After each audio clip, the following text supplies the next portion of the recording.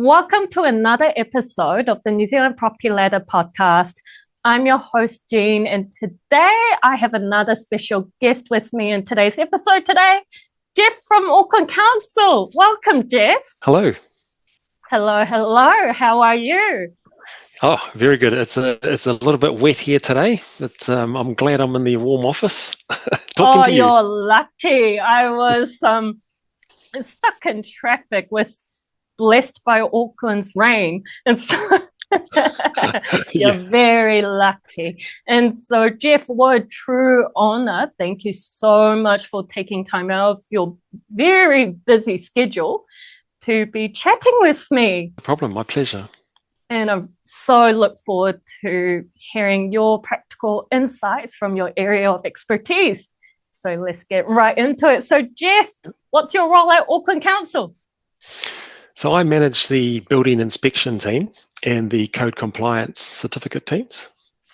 We have a big team. There's about 250 of them, and our inspection team carries out, at the moment, we're in a bit of a slow period, and we're doing between 700 and 800 inspections every day across Auckland. With those inspection numbers, have you seen an increase as time goes over the past year or so? So the inspections have been fairly constant this year. Last year and the year before, they were a lot higher. So we've kind of, we believe we're in a bit of a trough period at the moment, and fully expecting it to become busier again towards the middle and end of next year, 2026. Wow, that's incredible numbers. And so with those inspections, I understand that Auckland Council carries out different types of building inspections. What are those inspections? So during the construction of a building, let's just say housing, for this conversation, we'll have a set of milestone inspections that we go along to check to make sure the building is being built in accordance with the building consent and the building code. So you start with the very basics in the ground, the foundations and the slab, and then you've got drainage and plumbing. Then as you move up during construction, you'll have framing, claddings, pre-lining before they line the inside of the building. We check the insulation and stuff like that. And then the final inspections round out the sort of inspection regime.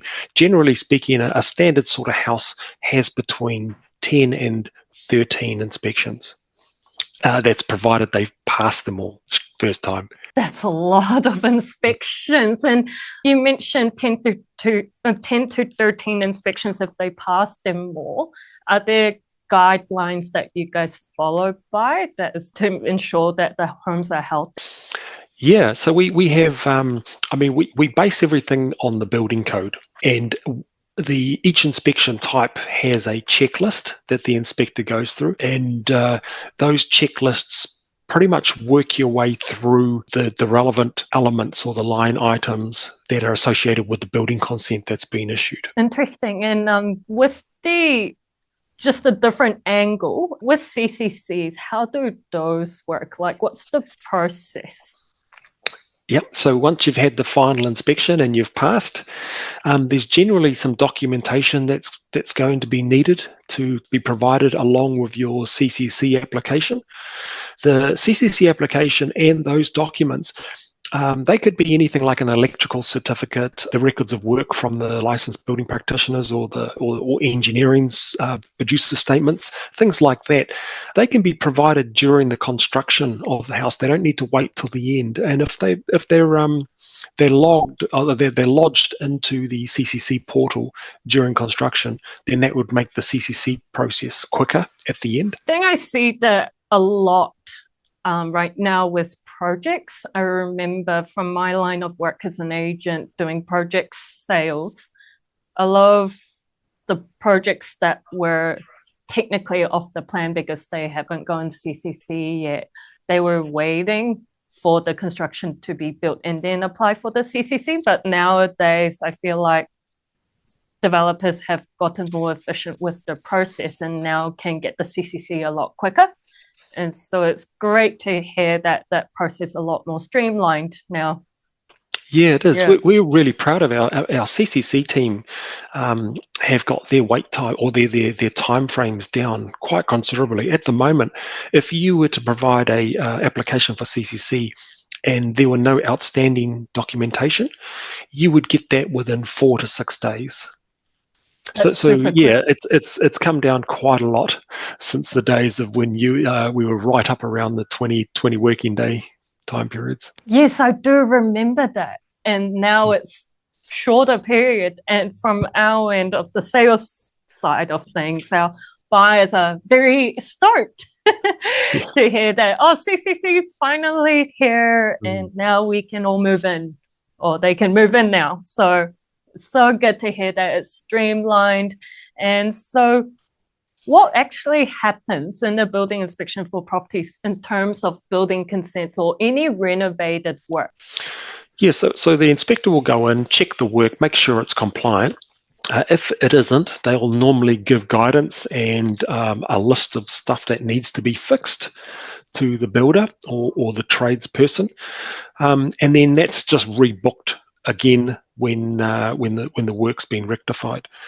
One of the things that we try and encourage is that builders or the trades they do a check of that work themselves before the inspection, because a lot of times we come across really simple errors that wouldn't have happened if they had double checked their work.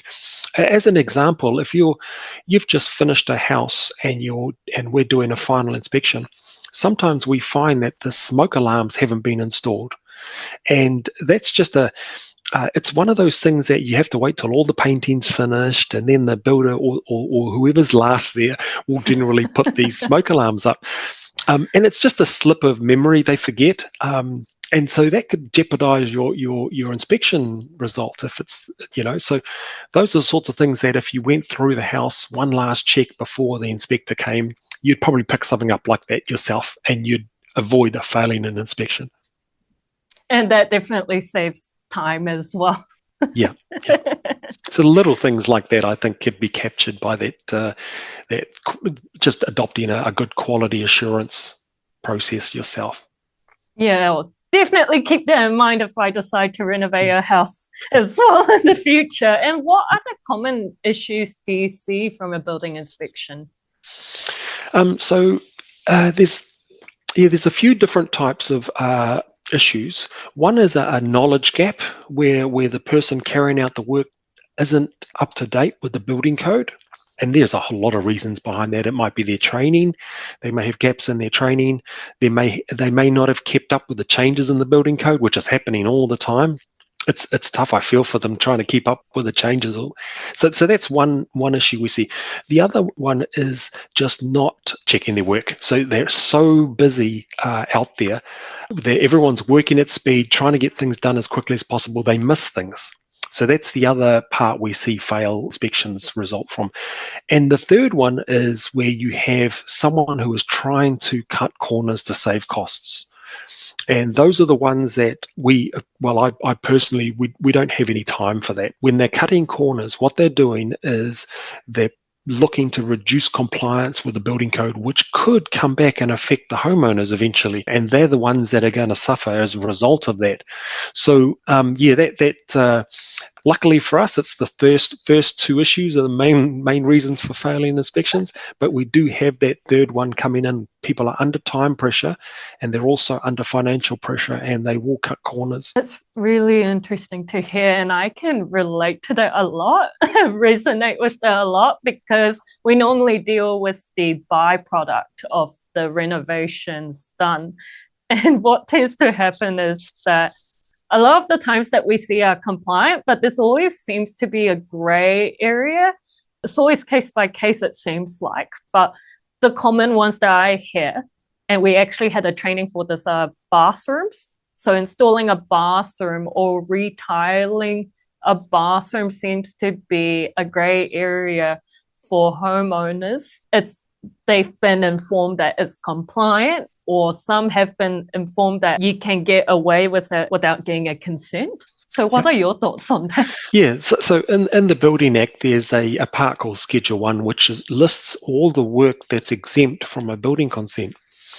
One of those is internal linings, where it's not a brace or a fire-rated lining. In a house, you can replace that as just natural repair, replacement, maintenance. And what we've found over the years is people start, I guess they get mixed up between a wall lining and then you've got wet areas, walk-in showers. Walk-in showers are high risk, so they must have a building consent if you're going to be putting in a new walk-in tile shower. However, recently we have had a MB determination which says the tiled walls on the shower, if you're replacing those, that doesn't need a building consent. You can just do that as of right under Schedule 1. But the floor itself is definitely a consentable item. So my advice would be, if you're not sure, so the person that makes the decision on whether the work requires a building consent or not lies with the owner. And because most owners aren't technical in terms of they don't know the legal requirements, they generally engage a professional to give them some advice. My advice is, if you want to go on to Google MB Schedule 1 exemption, and the first thing that'll pop up is some guidance document on, and every single part of that Schedule 1 has got examples, and they really help you. So do I want to put a sleep out, in my backyard, and can I put a bathroom in that sleep out? It'll show you in that guidance exactly what you can do with the consent and what you can do without a consent. So that's probably the first thing. And then secondly is professional advice. If you're still not sure, contact a local designer, or even a builder may be able to help. And then council has a technical help desk, which can also answer some of those questions. So if you go onto the council website and you put into the search bar building consents, you'll find in that information there'll be a contact number for a help desk, and they'll be able to answer sort of technical questions to that sort of level with Schedule 1 exemptions. It's great to hear that there are credible resources out there for free as well to do your due diligence, even for a homeowner. And in terms of minor dwellings, I'm assuming that requires a consent also. Is that right? Currently it does. Yeah. Minor dwellings. However, you may have heard government has made some changes to the granny flat, which is basically a minor dwelling, where they're going to look to exempt granny flats up to 70 square meters in area. And so that would mean that it doesn't require a building consent. That hasn't been mandated yet. They're expecting that to happen later this year or early next year. But right now, today, if you were to want to build a minor dwelling unit, you would need a building consent. And maybe next year, you won't need one. We'll wait for the news. Yeah. We'll keep our eyes peeled. In regards to properties that on the property file from Auckland Council, it shows, for example, we were selling a 5-bedroom home in West Auckland, and we were advertising it as a 5-bedroom, even though QV valuations was showing 4 bedrooms. So that was affecting the numbers in terms of price estimations for the home. And it was going by auction, and we found out that one of the first bedroom was actually legally recorded as an office/study. And so what's your advice around properties that can be used as a bedroom but legally recorded as a study? I guess you have to look at the reason why they've named it a study and not a study/bedroom. Or something like that. Now, sometimes we have workshops, because they're deemed non-habitable, they don't need to be insulated, and that would make it inappropriate to use as a bedroom. So there may be other reasons. If the house is in an area where it has its own wastewater system, like a septic tank type system, it's designed for a maximum load of a family living in that house. So you can't add any more bedrooms, which would overload that system. So that's another reason. I would go back and try and find out why was it that this room wasn't called a bedroom. There are requirements for bedrooms. I mentioned insulation as one. Generally, you need to have ventilation and natural light as well. So it's got to have its own window. And you see sometimes a room may be not on an external wall and not have its own window. You can't call it a bedroom, just as a sort of general rule. And so those are the reasons why it may be called something else. The other thing too is gosh, I can't remember the old act, Home Improvement Act or something like that, right back from 1947. And that had minimum room sizes that dictated whether or not you could call it a bedroom or not. And in some places, people are still using that old regulation or that old act. And that may be another situation where it hasn't been big enough to be a bedroom. We did have that in the unitary plan, in the old district plans for apartment sizes. And it may have been something that required a bedroom to be a certain size before they could call it a bedroom. So it's different reasons. If in doubt, you could always ask. Like I said, the council help desk can maybe provide you some guidance on that. That's really good information to know. It sounds like it's case by case. Yes. Yeah. And apart from the helpline, are there any further documentation that you need to provide to support your reasoning? There is council hold the property file. That's a legal requirement for us to hold the information on the house. And if a owner or even a real estate agent have commissioned a property inspection by let's say an independent private pre-purchase inspector, there's nothing stopping you placing that on the file, that report on the file. And that report may give better indication of the case-for-case basis. So they might say, as an example, the house had a study. There is no reason why that study can't be used as a bedroom. And they would give the reasons behind that decision. So there's one way you can do. You can put the property file with your pre-purchase inspection report, and that is a one-off cost. Again, if you go to the council website and you type into the search bar building consents, be an index in there, you can find that.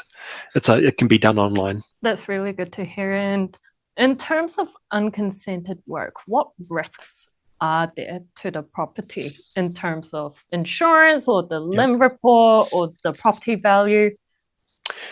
So depending on whether or not council know it exists, if we know that there has been unauthorised building works carried out, it will be recorded in the LIM and on the property file. If we don't know about it, then it won't be shown on the LIM. The risks are, you mentioned insurance. I think we've heard stories before where insurance has been affected by having illegal works on the property. There's also, serious enough, council may prosecute that person for carrying out illegal works, and particularly if it's been done blatantly or it's a recidivist type activity.